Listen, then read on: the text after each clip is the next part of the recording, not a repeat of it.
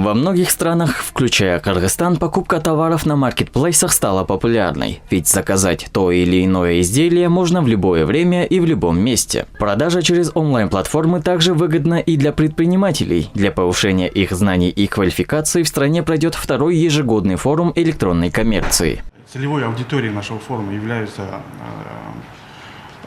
предприниматели Кыргызской республики, которые работают в сфере электронной коммерции, которые занимаются производством товаров, которые заинтересованы в экспорте своей продукции в третьи страны через различные онлайн-торговые платформы.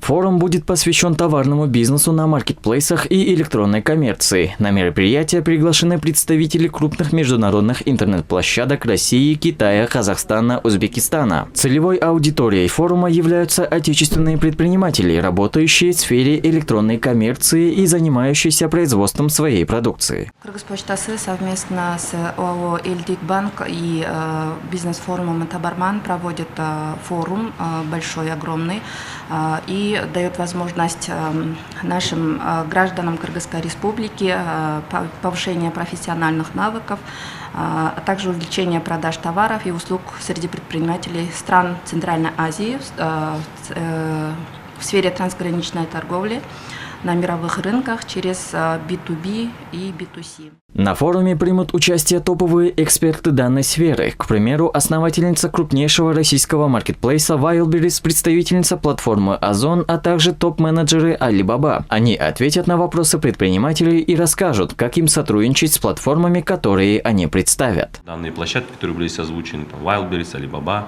узбекские площадки дают на самом деле данные к огромному рынку, который, наверное, можно исчислять миллиардами.